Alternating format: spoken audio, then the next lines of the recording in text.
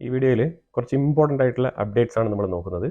അതിൽ പാകിസ്ഥാനിൽ നിന്നും എങ്ങനെയാണ് ഈ ഒരു ആക്രമണത്തിന് പാകിസ്ഥാൻ മിലിറ്ററി ഏത് സാഹചര്യത്തിലാണ് ഈ ഒരു ആക്രമണം അയച്ചു വിട്ടത് എന്നുള്ളതിനെക്കുറിച്ചുള്ള കുറച്ചുകൂടെ ഡീറ്റെയിൽ ആയിട്ടുള്ള വിഷയങ്ങൾ പുറത്തു വന്നിട്ടുണ്ട്. അപ്പോൾ അതും അപ്ഡേറ്റ് ചെയ്യാം. അതിലൂടെ UK കുറച്ച് പ്രൊട്ടസ്റ്റ്, അതും കുറേ ഇന്ത്യൻസ് ആണ് അവിടെ പാകിസ്ഥാൻ കൗൺസിലേറ്റിൻ്റെ മുന്നിൽ ഇന്ത്യയെ അനുകൂലിച്ചുകൊണ്ടുള്ള ഐ ആം ഹിന്ദു, നീ എന്താണ് ചെയ്യാൻ പോകുന്നത് എന്നുള്ള നിലയിലുള്ള ചില പ്രതിഷേധങ്ങൾ ഇതൊക്കെ നടക്കുന്നുണ്ട്. ആഗോളതലത്തിൽ തന്നെ ഗ്ലോബലി തന്നെ പല സപ്പോർട്ടിങ് നടക്കുന്നുണ്ട്. അതേപോലെ സൗദി അറേബ്യ, ഇറാൻ ഉൾപ്പെടെയുള്ള പല രാജ്യങ്ങളും ഇന്ത്യയുമായിട്ട് ചർച്ച നടത്തുന്നുണ്ട്. അതായത് പാകിസ്ഥാനും ഇന്ത്യയും തമ്മിലുള്ള ഈ പ്രശ്നത്തിൽ എന്തെങ്കിലുമൊക്കെ പരിഹാരങ്ങൾ ഉണ്ടാക്കാൻ പറ്റുമോ എന്നുള്ള രീതിയിലുള്ള ചർച്ചകളും ആശങ്കകളൊക്കെ പങ്കുവെക്കുന്നുണ്ട്. കാരണം നമ്മുടെ രാജ്യം എന്ന് പറഞ്ഞാൽ വെറുതെ ഇന്ത്യ എന്ന് പറഞ്ഞു പോകുന്നതിലുപരിയായിട്ട് ഒരുപാട് രാജ്യങ്ങളുടെ ബിസിനസ് താല്പര്യം ഇവിടെ ഉണ്ട് എന്നുള്ളതാണ്. അതിലുപരിയായിട്ട് ഒരുപാട് രാജ്യങ്ങളുടെ ഇൻവെസ്റ്റ്മെന്റ് ഉണ്ട് ഇവിടെ. അപ്പൊ അതുകൊണ്ട് എല്ലാ രാജ്യങ്ങൾക്കും, ഇന്ത്യയുമായിട്ട് ഇൻവെസ്റ്റ് ചെയ്തിരിക്കുന്ന രാജ്യങ്ങൾക്ക് എല്ലാം തന്നെ ഇതൊരു ടെൻസ്ഡ് ആയിട്ടുള്ള ഒരു മൊമെന്റ് ആണ്. ഇത് ജസ്റ്റ് ഇന്ത്യക്ക് സംഭവിച്ചു, അതുകൊണ്ട് ഇന്ത്യയെ മാത്രം ബാധിക്കുന്ന വിഷയമാണെന്ന് ചോദിച്ചു കഴിഞ്ഞാൽ ഇല്ല. ഇത് ശരിക്കും ഗ്ലോബൽ ഇമ്പാക്ട് 1999-2000 കാർഗിൽ ഉണ്ടായ സമയത്തുള്ള ഒരു ഇന്ത്യയല്ല ഇപ്പം. ഇന്ത്യൻ ഡയസ്പൊറ അതല്ല. ഇന്ത്യ ഒരുപാട് വികസിച്ചിരിക്കുന്നു. ഇന്ത്യയിൽ ഒരുപാട് ഇൻവെസ്റ്റ്മെന്റുകൾ വന്നിരിക്കുന്നു. അന്നത്തെ മാർക്കറ്റ് അല്ല ഇന്നത്തെ ഇന്ത്യൻ മാർക്കറ്റ്. അന്നത്തെ ഒരു ഇൻവെസ്റ്റ്മെന്റ് സറൗണ്ടിങ്സ് അല്ല ഇന്നുള്ളത്. അപ്പൊ അതുകൊണ്ട് ഇതിനകത്ത് ഒരുപാട് വൈബ്രന്റ് ആയിട്ടുള്ള വിഷയങ്ങൾ ഇപ്പൊ ഇതിനകത്ത് ചർച്ചയ്ക്ക് വരുന്നുണ്ട്. സെൻട്രൽ ഗവൺമെന്റ് പല രീതിയിൽ ഇതുമായിട്ട് ബന്ധപ്പെട്ട് ഡിസ്കഷൻസ് തലങ്ങും വിലങ്ങും നടത്തിക്കൊണ്ടിരിക്കുകയാണ്. അപ്പൊ എന്നാൽ നമ്മൾ ഉടനീളം ഈ വീഡിയോയിൽ കുറെ ഇമ്പോർട്ടന്റ് ആയിട്ടുള്ള വിഷയങ്ങളും വളരെ രസകരമായിട്ടുള്ള വിഷയങ്ങളുമാണ് ഇതിനകത്ത് നമ്മൾ ഇൻക്ലൂഡ് ചെയ്തിരിക്കുന്നത്. അപ്പൊ എന്തായാലും നിങ്ങൾ വീഡിയോ പൂർണ്ണമായിട്ടും കാണുക.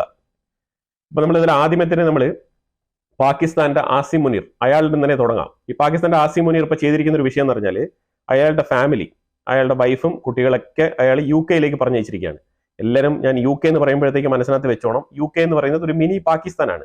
ഇപ്പൊ UK ഇപ്പൊ ഞാൻ പറഞ്ഞു കുറച്ച് ആൾക്കാർ പ്രൊട്ടസ്റ്റ് ചെയ്തു എന്ന് പറഞ്ഞിട്ട്, അതായത് അവിടെ ഐ ആം ഹിന്ദു എന്ന് പറഞ്ഞിട്ട് പാകിസ്ഥാൻ കൗൺസിലേറ്റിന്റെ മുന്നിൽ നിന്നാണ് ഈ ഒരു പ്രതിഷേധം അവർ രേഖപ്പെടുത്തിയത്.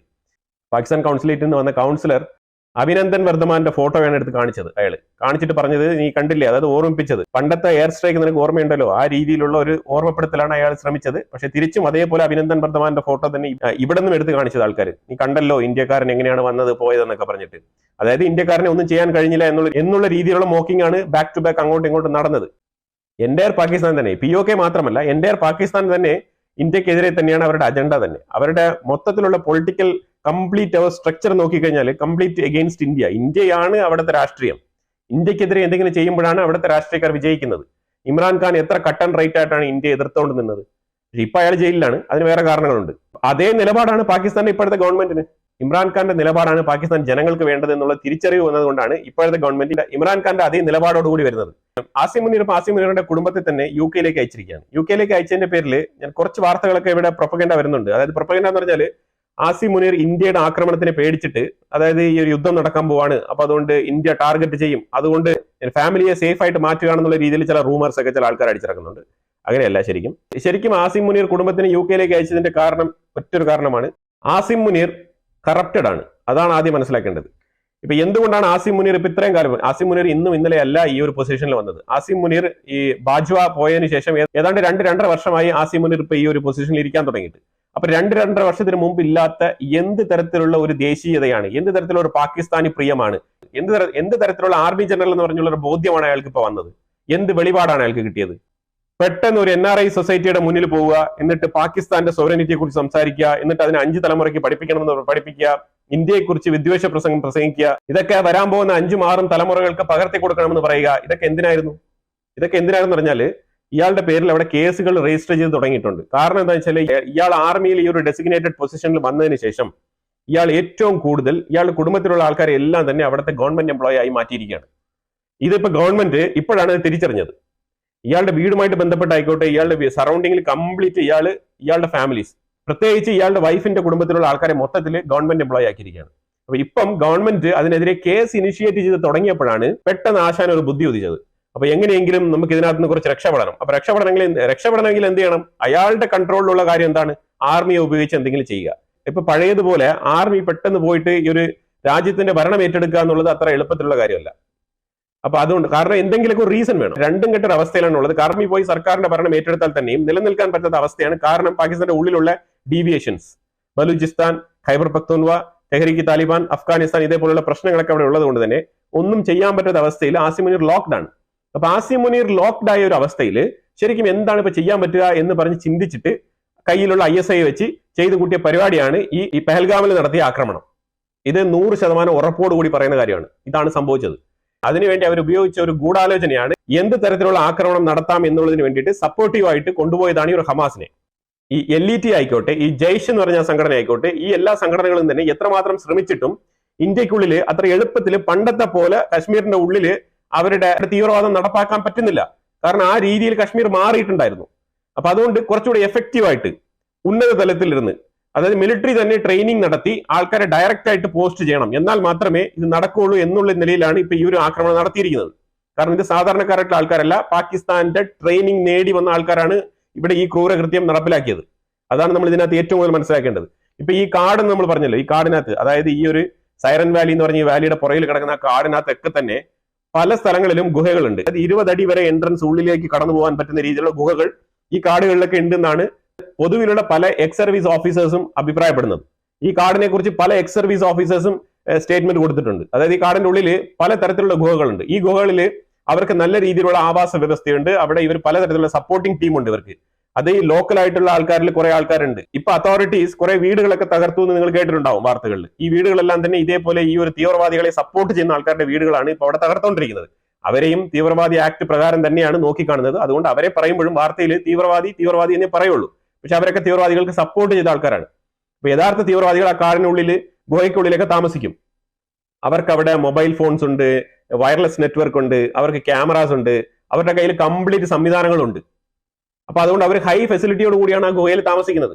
പിന്നെ കശ്മീരിനെ സംബന്ധിച്ചിടത്തോളം അവിടെ AC ആവശ്യമില്ല, അറിയാമല്ലോ. ക്ലൈമറ്റ് അത്രമാത്രം പെർഫെക്റ്റ് ആണ്. കേവ്സ് പോലത്തെ സ്ഥലങ്ങൾ എന്ന് പറയുന്നത് അവർക്ക് വളരെ പെർഫെക്റ്റ് ആണ്, ആപ്റ്റ് ആണ്, സ്യൂട്ടബിൾ ആണ്. അവിടെ ഗ്യാസ് സിലിണ്ടർ ഉൾപ്പെടെ അവർക്ക് പല സംവിധാനങ്ങളുണ്ട്. അതോടുകൂടി അവർ സുഖമായിട്ട് അവിടെ താമസിക്കും. എത്ര മാസങ്ങൾ വേണമെങ്കിലും അവർ അവിടെ താമസിക്കും. അവർക്ക് കൃത്യമായി ഇൻസ്ട്രക്ഷൻ കിട്ടുമ്പോഴത്തേക്കും അവർ ഇറങ്ങി വരും. ആൾക്കാർ ഇതൊക്കെ ഒബ്സർവ് ചെയ്ത് ഇവിടുന്ന് പറഞ്ഞു കൊടുക്കും, ഇവിടെ നല്ല സാഹചര്യമുണ്ട്, അപ്പൊ ഇന്ന് നമുക്ക് വേണമെങ്കിൽ നടത്താം എന്ന് പറഞ്ഞ് പ്ലാൻ ചെയ്ത് കഴിഞ്ഞാൽ ഉടനെ അവർ വരിക, ആക്ട് നടത്തുക. ഇതേ പ്രവൃത്തിയാണ് പല ഘട്ടങ്ങളിലായിട്ട് പല കാലഘട്ടങ്ങളിലായിട്ട് ഇവർ ചെയ്തുകൊണ്ടിരിക്കുന്നത്. ഇതിനു മുമ്പ് റിയാസി എന്ന് പറഞ്ഞ ഒരു ഡിസ്ട്രിക്റ്റില് ശിവ ടെമ്പിളിലേക്ക് പോയിട്ട് വന്ന തീർത്ഥാടകരുടെ വാഹനം മറിഞ്ഞിട്ടുണ്ടായിരുന്നു. അത് മറിഞ്ഞെന്ന് പറഞ്ഞാൽ ആക്സിഡന്റ് അത് ഉണ്ടാക്കിയതാണ്. പർപ്പസ്ഫുള്ളി ആക്സിഡന്റ് ഉണ്ടാക്കി 8 പേരാണ് അതിനകത്ത് കൊല്ലപ്പെട്ടത്.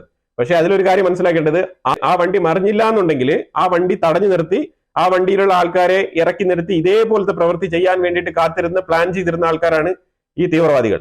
ഇവരവിടെ നിരന്തരമുണ്ട്. ഇവരൊക്കെ ഹൈ പ്രൊഫൈൽ അറ്റാക്കുകൾ, ഇതേപോലത്തെ ഹൈ പ്രൊഫൈൽ ആയിട്ടുള്ള കാര്യങ്ങൾ മാത്രമേ ഇവർ ഹാൻഡിൽ ചെയ്യാറുള്ളൂ. ഇവർ പാകിസ്ഥാന്റെ ഉള്ളിൽ നിന്നും ISIയുടെ ട്രെയിനിങ് നേടി വളരെ വ്യക്തമായിട്ട് ഇന്ത്യക്കുള്ളിൽ നുഴഞ്ഞു കയറി വന്നിരിക്കുന്ന ആൾക്കാരാണ്.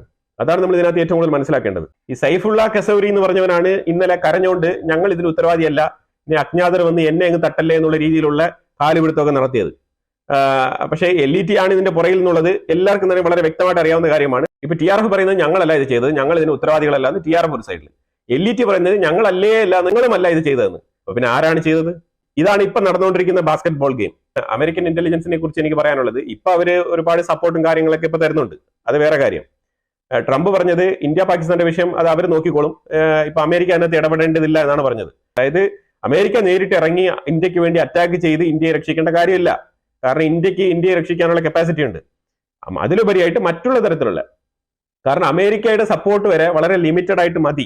രണ്ടാമത്തെ കാര്യം, അമേരിക്കയ്ക്ക് ഇതിനകത്ത് ഏറ്റവും കൂടുതൽ ഇൻവോൾവ് ആയിട്ട് ഇറങ്ങാൻ പറ്റില്ല. അതിനൊരു കോംപ്ലിക്കേറ്റഡ് സൈഡ് ഉള്ളത്, F-16 എന്ന് പറഞ്ഞ അമേരിക്കൻ മെയ്ഡ് ഫൈറ്റർ ജെറ്റ് പാകിസ്ഥാന്റെ ഉള്ളിലുണ്ട്. ഈ പാകിസ്ഥാന്റെ ഉള്ളിൽ നിന്ന് F-16 എടുത്തുകൊണ്ട് വരരുത് ഇന്ത്യക്കെതിരെ, അതാണ് നിയമം. ഇനി അഥവാ F-16 അവർ എടുത്തുകൊണ്ട് വരികയാണെന്നുണ്ടെങ്കിൽ അവർ വരും എന്നുള്ളത് ഉറപ്പാണ്. അവരുടെ കയ്യിൽ വേറെ മാർഗങ്ങളില്ല. അങ്ങനെ അവർ എടുത്തുകൊണ്ട് വരുമ്പോഴത്തേക്കും ഇന്ത്യ അതിനെ അറ്റാക്ക് ചെയ്ത് വീഴ്ത്താനുള്ള സാധ്യതയും വളരെ കൂടുതലാണ്. കഴിഞ്ഞ തവണ തന്നെ നമ്മളൊരു F-16 അടിച്ച് വീഴ്ത്തിയതായിട്ടാണ് വാർത്ത. പക്ഷെ ഓപ്പൺ ആയിട്ട് പാകിസ്ഥാൻ ഇതുവരെ അത് അംഗീകരിച്ചിട്ടില്ല എന്നുള്ളതാണ്. അപ്പൊ ആ രീതിയിലൊക്കെയാണ് കാര്യങ്ങളുടെ പോക്ക്. അമേരിക്ക ഇതിനകത്ത് ഒരു ഗ്ലൂമി ആയിട്ടുള്ള ഒരു ഏരിയയിലാണ് നിൽക്കുന്നത്. അപ്പൊ അതുകൊണ്ട് അമേരിക്കയുടെ സപ്പോർട്ട് കൂടുതലായിട്ട് ഇന്ത്യ എടുക്കുന്നില്ല. ഇന്ത്യ ജസ്റ്റ് ഇന്റലിജൻസ് ഇൻഫർമേഷൻസ്, അതായത് ഇന്ത്യക്കുള്ളിൽ ഏതെങ്കിലും രീതിയിൽ ഭീകരവാദികൾ ഇനി ആക്രമണം നടത്താനിരിക്കുന്ന എന്തെങ്കിലും ഇൻഫർമേഷൻസ് ഒക്കെ അമേരിക്കയുടെ കയ്യിലുണ്ടെങ്കിൽ തീർച്ചയായിട്ടും, കാരണം ഈ ആഗോള തരത്തില് തീവ്രവാദികളെ മോണിറ്റർ ചെയ്യുന്ന പരിപാടിയാണ് അമേരിക്ക ചെയ്തുകൊണ്ടിരിക്കുന്നത്. അവർക്ക് ഏറെക്കുറെ ഇതിനെക്കുറിച്ച് മുൻകൂട്ടിയെ അറിയാൻ കഴിയുന്നതാണ്. എന്തുകൊണ്ടോ ഇന്ത്യയിലെ ഈ പെഹൽഗാമിൽ നടക്കാണ്ടിരുന്ന ഒരു ആക്രമണം അമേരിക്ക മുൻകൂട്ടി അറിയിച്ചില്ല ഇന്ത്യയെ. പല ആക്രമണങ്ങളും അവർ മുൻകൂട്ടി അറിയിക്കാറുണ്ട്. സിറിയയിലെ ആക്രമണങ്ങൾ അറിയിക്കാറുണ്ട്, റഷ്യയിലെ ആക്രമണങ്ങൾ അവർ അറിയിച്ചിട്ടുണ്ട്, മെക്സിക്കോയിൽ ഇതേപോലെ അറിയിച്ചിട്ടുണ്ട്. പല ആക്രമണങ്ങളും അവർ മുൻകൂട്ടി അറിയിക്കുന്നതാണ്. അതും അമേരിക്കയുടെ വൈസ് പ്രസിഡന്റ് ആയിട്ടുള്ള JD വാൻസ് ഇന്ത്യ സന്ദർശിക്കുന്ന സമയത്താണ് ഇത് നടക്കുന്നത്. അപ്പൊ തീർച്ചയായിട്ടും ഇന്ത്യയെ ചുറ്റുമുള്ള ഇന്റലിജൻസ് വിവരങ്ങൾ അമേരിക്കയുടെ കയ്യിൽ ഉണ്ടായിരിക്കാൻ സാധ്യത വളരെ വളരെ കൂടുതലാണ്. എന്തുകൊണ്ട് നമുക്ക് ആ വിഷയം മുൻകൂട്ടി കിട്ടിയില്ല? ആസിം മുനീറുടെ ആവശ്യമാണ് ഇന്ത്യ പാകിസ്ഥാന്റെ ഇടയിൽ ഒരു ടെൻസ്ഡ് മൊമെന്റ് ക്രിയേറ്റ് ചെയ്യുക എന്നുള്ളത്. എത്ര നാൾ ഇങ്ങനെ ഈ ഒരു യുദ്ധസമാനമായ ഒരു അന്തരീക്ഷം ഇങ്ങനെ ഉയർന്നു നിൽക്കുമോ അത്രത്തോളം ആസിം മുനീറിന് സർവൈവ് ചെയ്ത് നിൽക്കാൻ പറ്റും. അതുപോലെ തന്നെ ഈ ഒരു വിചാരണയ്ക്കൊന്നും പോകേണ്ടതില്ല. ഇനിയിപ്പോ ഇതിനെക്കുറിച്ചുള്ള കേസുകളും കാര്യങ്ങളൊന്നും കൂടുതൽ അയാളുടെ തലയിൽ വന്നിരിക്കത്തില്ല. കാരണം അയാളുടെ രാജ്യത്തിന്റെ രക്ഷകനല്ലേ. അയാളെ കുറിച്ചുള്ള പോസ്റ്റ് ഒക്കെ പാകിസ്ഥാന്റെ ഉള്ളിൽ നല്ല രീതിയിൽ സ്പ്രെഡ് ആവുന്നുണ്ട്. നല്ല ഫയർ അപ്ഡേറ്റ്സ് ഒക്കെയാണ് കൊടുക്കുന്നത്. ഇന്ത്യൻസ് ആണ് ഏറ്റവും കൂടുതൽ ഭീകരമായ തമ്പനയിലൊക്കെ വെച്ച് നല്ല വെടിക്കെട്ട് വീഡിയോസ് ഒക്കെ അപ്ലോഡ് ചെയ്തുകൊണ്ടിരിക്കുന്നത്. പാകിസ്ഥാൻ ഇന്ത്യക്കാരെ തോൽപ്പിക്കുന്ന രീതിയിലുള്ള വീഡിയോസ് ആണ് അവിടെ അവര് അപ്ലോഡ് ചെയ്തുകൊണ്ടിരിക്കുന്നത്. ആ രീതിയിലാണ് പാകിസ്ഥാന്റെ സോഷ്യൽ മീഡിയ മൊത്തത്തിൽ. അവർ ഓൾറെഡി ഇന്ത്യയെ പരാജയപ്പെടുത്തി കഴിഞ്ഞു. അവർ പറയുന്നത് ഇന്ത്യക്കുള്ളിലുള്ളതെല്ലാം പഴയ പാട്ട സാധനങ്ങളാണ്, ഇന്ത്യയുടെ എയർക്രാഫ്റ്റ് കാരിയറൊക്കെ ഒന്നുമല്ല, അതൊക്കെ വെറും പാട്ട സാധനങ്ങളാണെന്നുള്ള രീതിയിലുള്ള മോക്കിംഗ് വീഡിയോസ് ഒക്കെയാണ് അവിടെ പ്രചരിപ്പിക്കുന്നത്. ഞാനിപ്പോ കുറച്ച് കാര്യങ്ങൾ പാകിസ്ഥാൻ എന്താണ് ചെയ്തുകൊണ്ടിരിക്കുന്നത്, അവരുടെ ഡെവലപ്മെന്റ്സ്, അവരുടെ മിലിറ്ററി ഡെവലപ്മെന്റ്സ് പറയാം. അത് വെച്ചിട്ട് നിങ്ങൾ ഇന്ത്യയുടെ മൂവ്മെന്റ്സ് എന്തായിരിക്കും എന്നുള്ളത് നിങ്ങൾ അസ്യൂം ചെയ്തോളൂ. നമ്മൾ ജസ്റ്റ് പാകിസ്ഥാൻ എന്താണ് ചെയ്യുന്നത് എന്നുള്ളത് മാത്രമാണ് ഞാൻ ഇവിടെ പറയാൻ ആഗ്രഹിക്കുന്നത്. അപ്പോൾ ഏറ്റവും കൂടുതൽ സോൾജേഴ്സിനെ അവര് ഗിൽജിറ്റ് ബാൾട്ടിസ്ഥാൻ എന്ന് പറഞ്ഞ ആ ഒരു പ്രൊവിൻസിൽ ഡിപ്ലോയ് ചെയ്തിട്ടുണ്ട്. ഒരുപാട് അവർ കയറി പോകുന്ന രംഗങ്ങളൊക്കെ പല വീഡിയോസ് ആയിട്ട് അവർ പുറത്തിറക്കിയിട്ടുണ്ട്. പല തരത്തിലുള്ള പ്രൊപ്പഗൻഡ വീഡിയോസ് പാകിസ്ഥാന്റെ സൈഡിൽ നിന്ന് പുറത്തു വരുന്നുണ്ട്. ഇതൊക്കെ തന്നെ ഇന്ത്യയെ പേടിപ്പിക്കാനും ഇന്ത്യയെ അലേർട്ട് ചെയ്യിപ്പിക്കാനും, അതായത് ഞങ്ങൾ റെഡിയാണ്, നിങ്ങൾ വിചാരിക്കുന്ന പോലെ അല്ല, ഞങ്ങൾ ഭയങ്കരമായിട്ട് റെഡി ആയിട്ടിരിക്കുകയാണ്, വെൽ പ്രിപ്പയർഡ് ആയിട്ടിരിക്കുകയാണ് എന്നുള്ള നിലയിലുള്ള മെസ്സേജ് സ്പ്രെഡ് ചെയ്യുന്ന രീതിയിലുള്ള വീഡിയോകളാണ് പാകിസ്ഥാന്റെ സൈഡിൽ നിന്ന് വരുന്നത്. ഇതൊക്കെ പാകിസ്ഥാന്റെ ഒഫീഷ്യൽ ഡിഫൻസ് അഡ്മിനിൽ നിന്നാണ് ഈ കാര്യങ്ങളൊക്കെ പുറത്തു വരുന്നത്. ഏറ്റവും കൂടുതൽ അവരുടെ ആർട്ടിലറി ഗൺസ് ആയിക്കോട്ടെ, അതേപോലെ തന്നെ പല പീരങ്കികളെല്ലാം തന്നെ അവർ മൂവ് ചെയ്യുന്ന കംപ്ലീറ്റ് കാര്യങ്ങളുമായിട്ട് വീഡിയോകൾ അവർ മിനിറ്റിന് പുറത്തിറക്കിക്കൊണ്ടിരിക്കുകയാണ്. അവർ ഏറ്റവും കൂടുതൽ ഡിപ്ലോയ് ചെയ്തിരിക്കുന്ന ആസാദ് കശ്മീർ POKയുമായിട്ട് ബന്ധപ്പെട്ട ഭാഗങ്ങളെല്ലാം തന്നെ ഹൈ ലെവലിൽ നല്ല രീതിയിൽ അവർ മിലിറ്ററി ഡിപ്ലോയ് ചെയ്തിട്ടുണ്ട്. അത് 100% ഉറപ്പുള്ള കാര്യമാണ്. പാകിസ്ഥാൻ ഏറ്റവും കൂടുതൽ ഒരു യുദ്ധത്തിനെ നോക്കിക്കാണുന്നത് ഈ 28 പേര് ഇന്ത്യയിൽ കൊല്ലപ്പെട്ടു എന്നുള്ളതിനെ കുറിച്ച് അവർക്ക് യാതൊരുവിധ പ്രശ്നങ്ങളുമില്ല. അതൊന്നുമല്ല അവരെ ബാധിക്കുന്ന വിഷയം. അതുമായിട്ട് ബന്ധപ്പെട്ട് ഇന്ത്യ എടുക്കുന്ന നടപടിക്രമങ്ങളിലും അവർക്ക് ഒരു വിഷയവുമില്ല. അവരുടെ വിഷയം പ്രധാനമായിട്ടും ഈ ഒരു വെള്ളം റദ്ദാക്കുമെന്ന് പറഞ്ഞിട്ട് ഈ ഇൻഡസ് വാലി ട്രീറ്റി കരാർ റദ്ദാക്കിയതാണ് അവരുടെ പ്രധാനപ്പെട്ട പ്രശ്നം. ബിലാവൽ ഭൂട്ടോ പറഞ്ഞിരിക്കുന്നത് ഇൻഡസ് വാലി റിവർ അത് പാകിസ്ഥാനുള്ളതാണ്, ആ വെള്ളം മൊത്തത്തിൽ പാകിസ്ഥാന് വേണ്ടി തന്നെ ഒഴുകണം എന്ന് വളരെ നിർബന്ധമായിട്ട് സിന്ധ് പ്രൊവിൻസിൽ പോയിട്ട് ഇന്ന് പ്രസംഗിച്ചിരിക്കുകയാണ്. ഇൻഡസ് വാലി റിവറിന്റെ വെള്ളം പാകിസ്ഥാനിന്റെ ഉള്ളിൽ ഒഴുകണം, ഇല്ലാന്നുണ്ടെങ്കിൽ ഇന്ത്യക്കുള്ളിൽ ചോരപ്പുഴ ഒഴുകും എന്നാണ് പറഞ്ഞിരിക്കുന്നത് ബിലാവൽ ഭൂട്ടോ. Provocative statement. അതായത് ഇന്ത്യ വെറുതെ ഇരുന്നാലും പാകിസ്ഥാൻ വെറുതെ ഇരിക്കില്ല എന്നുള്ള മെസ്സേജ് ആണ് അവരുടെ സൈഡിൽ നിന്ന് വരുന്നത്. മനസ്സിലായല്ലോ? അപ്പൊ അത് ഇന്ത്യ നിങ്ങൾ വെറുതെ ഇരിക്കാൻ പറ്റില്ല എന്നാണ് അവർ പറയുന്നത്. നിങ്ങൾ വരൂ, നമുക്ക് അടിച്ചു തീർക്കാം എന്നാണ് പാകിസ്ഥാൻ പറഞ്ഞുകൊണ്ടിരിക്കുന്നത്. അല്ല, ഇന്ത്യ ഇതിനനുസരിച്ചുള്ള സമാന്തരമായിട്ടുള്ള നടപടിക്രമങ്ങളൊക്കെ തീർച്ചയായിട്ടും കൈക്കൊള്ളുന്നുണ്ടാവും എന്ന് പ്രതീക്ഷിക്കാം. ശരിക്കും പറഞ്ഞാൽ ഇതിൽ കൂടുതൽ മെഷേഴ്സ് ഇന്ത്യ എടുക്കേണ്ടതാണ്. പിന്നെ കശ്മീരിൽ ഇന്ത്യക്കാരുടെ ഒരു സ്പിരിറ്റ് ഉണ്ടല്ലോ, അത് വളരെ വളരെ അപ്രീഷിയേറ്റ് ചെയ്യേണ്ട കാര്യമാണ്. ഇത് നമ്മൾ മാൽഡീവ്സിന്റെ വിഷയം വന്നപ്പോഴത്തേക്കും നമ്മൾ ഇത് ശ്രദ്ധിച്ചായിരുന്നു. അതുപോലെ തന്നെ കശ്മീരിലേക്ക് ബുക്ക് ചെയ്ത കുറെ ആൾക്കാർ ഫോഴ്സ്ഫുള്ളി കശ്മീരിലേക്ക് പോയിരിക്കുകയാണ്. ബാംഗ്ലൂർ ഉൾപ്പെടെയുള്ള സ്ഥലങ്ങളിൽ നിന്ന് ഈ ബുക്ക് ചെയ്തിരുന്ന ആൾക്കാർ അത് അതേപടി തന്നെ ഫോളോ ചെയ്ത് ആ ടിക്കറ്റ് എടുത്ത് അവിടെ പോയിരിക്കുകയാണ്. അവിടെ പോയി ആ സ്ഥലങ്ങളൊക്കെ കണ്ടു, വിസിറ്റ് ചെയ്ത് അവിടെ വീണ്ടും ഒരു നോർമൽസി ക്രിയേറ്റ് ചെയ്യാൻ വേണ്ടിയിട്ടുള്ള ശ്രമത്തിലാണ്. അതായത് ഇത് വളരെ വളരെ അപ്രീഷിയേറ്റഡ് ആണ്. കാരണം വേറെ ഒന്നുമില്ല, അതായത് പാകിസ്ഥാൻ എന്താണ് വിചാരിച്ചത്, അതായത് കശ്മീരിന്റെ ഉള്ളിൽ നമ്മൾ ഒരു അശാന്തി ഉണ്ടാക്കണം, കശ്മീർ ഒരു ടൂറിസ്റ്റ് പ്ലേസ് ആയി മാറാൻ പാടില്ല. അതായത് POK കമ്പയർ ചെയ്ത് നോക്കുമ്പോഴത്തേക്കും ഇന്ത്യൻ അഡ്മിനിസ്ട്രേറ്റഡ് കശ്മീർ ഫ്ലോറിഷ്ഡ് ആണ്. ആ ഫ്ലോറിഷ്നെസ് പാടില്ല എന്നാണ് പാകിസ്ഥാൻ വിചാരിച്ചത്. ആ ഒരു പാകിസ്ഥാന്റെ ഒരു അജണ്ടയെ പരാജയപ്പെടുത്തുന്ന രീതിയിലാണ് ഇന്ത്യയിലുള്ള ചില ടൂറിസ്റ്റുകൾ അവിടേക്ക് നേരിട്ട് പോയത്. ഇപ്പോഴും ആൾക്കാർ കൂടുതൽ പോകുന്നു എന്നാണ് കേട്ടത്. പോകുന്നതിലുപരിയായിട്ട് അവർ വീഡിയോ എടുത്ത് റീൽസ് ആയിട്ടൊക്കെ പല രീതിയിലും അവർ പ്രചരിപ്പിക്കുന്നുണ്ട്. കാശ്മീർ ബാക്ക് ടു നോർമൽ എന്നുള്ള നിലയിലേക്കുള്ള ഒരു പ്രചാരണം ഇപ്പൊ അവർ കൊടുക്കാൻ ആഗ്രഹിക്കുന്നുണ്ട്. അങ്ങനത്തെ യങ്സ്റ്റേഴ്സ് ഉള്ള ഇന്ത്യയാണിത്. അതായത് ഇതേപോലത്തെ പോസിറ്റീവ് ആറ്റിറ്റ്യൂഡ് ഉള്ള യങ്സ്റ്റേഴ്സ് ഉള്ള ഇന്ത്യയാണ് ഇപ്പൊ നമ്മൾ കണ്ടുകൊണ്ടിരിക്കുന്നത്. തീർച്ചയായിട്ടും കശ്മീരിലേക്ക് ടൂർ പോകാൻ ആഗ്രഹിക്കുന്ന ആൾക്കാരുണ്ടെങ്കിൽ തീർച്ചയായിട്ടും പോകണം. ഒരു രീതിയിലും ടിക്കറ്റ് ഒന്നും ക്യാൻസൽ ചെയ്യേണ്ട ആവശ്യമൊന്നുമില്ല. കാരണം കശ്മീർ വീണ്ടും അധികം ടൂറിസ്റ്റുകൾ വരുന്ന ഒരു സ്ഥലമായിട്ട് മാറി തീരുന്നത് പാകിസ്ഥാന് കിട്ടുന്ന തിരിച്ചടിയാണ്. ഈ രീതിയിൽ വേണം നമ്മൾ തിരിച്ചടി കൊടുക്കാൻ. എന്റെ അടുത്ത് ചോദിച്ചു കഴിഞ്ഞാൽ വെക്കേഷൻ പ്ലാൻ ചെയ്തിരിക്കുന്ന ആൾക്കാരെല്ലാം തന്നെയും കശ്മീരിലേക്ക് ടിക്കറ്റ് ബുക്ക് ചെയ്ത് അങ്ങോട്ട് പോവുക. ഇന്ത്യക്കാർ കൂട്ടത്തോടെ അങ്ങോട്ട് പോയി കഴിഞ്ഞാൽ ഇവനൊക്കെ എന്താണ് ചെയ്യാൻ പറ്റുക?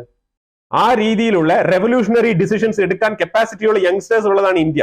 സൗദി അറേബ്യയുടെ ഫോറിൻ മിനിസ്റ്ററും അതേപോലെ ഇറാന്റെ ഫോറിൻ മിനിസ്റ്റർ അബ്ബാസ് അറക്ചി രണ്ടുപേരും കൂടി back to back external affairs minister ജയശങ്കറുമായിട്ട് നിരന്തരം സംസാരിച്ചുകൊണ്ടിരിക്കുകയാണ്. കാരണം ഇന്ത്യ എന്ത് നടപടി ഏത് രീതിയിൽ എടുക്കാൻ പോകുന്നതിനെ കുറിച്ച് ഒരു ക്ലൂവും ആർക്കും കൊടുത്തിട്ടില്ല ഇതുവരെ, ഒരു രാജ്യങ്ങൾക്കും കൊടുത്തിട്ടില്ല.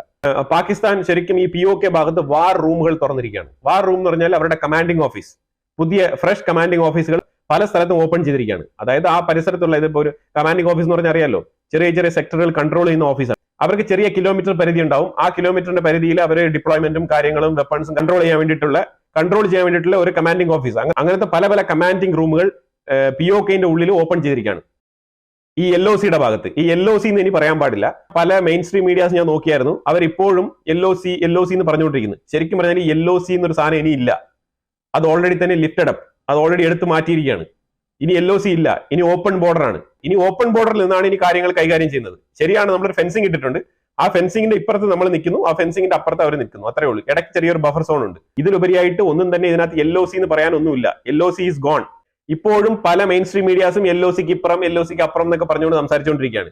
2 ദിവസം കൊണ്ട് ഈ ഒരു ഓപ്പൺ ബോർഡർ ഏരിയയിൽ അങ്ങോട്ടും ഇങ്ങോട്ടും ഫയറിംഗ് നടക്കുകയാണ്. അതുപോലെ തന്നെ പാകിസ്ഥാന്റെ ഉള്ളിൽ ഭയങ്കര പ്രൊപ്പഗൻഡ, അതായത് ഇന്ത്യയെ കുറിച്ചുള്ള പ്രൊപ്പഗൻഡയാണ്. അതായത് ഇന്ത്യ അങ്ങനെ റെഡി ആയിരിക്കുന്നു, ഇന്ത്യ ഇങ്ങനെ റെഡി ആയിരിക്കുന്നു, ഇന്ത്യ ഇസ്രായേലിൽ നിന്ന് അയൺ ഡോം കൊണ്ടുവന്നിരിക്കുന്നു, അമേരിക്കയിൽ നിന്നും ഇസ്രായേലിൽ നിന്നും എയർക്രാഫ്റ്റുകളൊക്കെ എന്തിനാണ് ഇന്ത്യക്കുള്ളിൽ വന്നത് എന്നതിനെ കുറിച്ചുള്ള വിവരങ്ങളൊന്നും ഇന്ത്യൻ ഗവൺമെന്റ് ഇതുവരെ ഒഫീഷ്യലി പുറത്തുവിട്ടിട്ടില്ല. അത് നമ്പർ 1.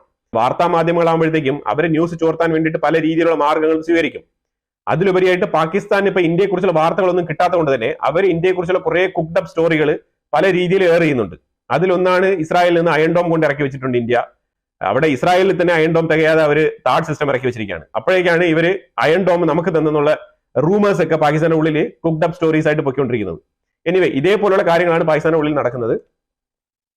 പിന്നെ ഇതിൽ അവസാനം ഒരു കാര്യം പറയാനുള്ളത്, മുസ്ലിംസ് എന്ന് പറഞ്ഞൊരു കമ്മ്യൂണിറ്റി, ആ കമ്മ്യൂണിറ്റിക്ക് ശരിക്കും പറഞ്ഞാൽ ഇപ്പൊ നടന്ന ഒരു ആക്രമണം അപമാനകരമാണ്, നാണക്കേടാണ്. അതിൽ യാതൊരു തർക്കവുമില്ല.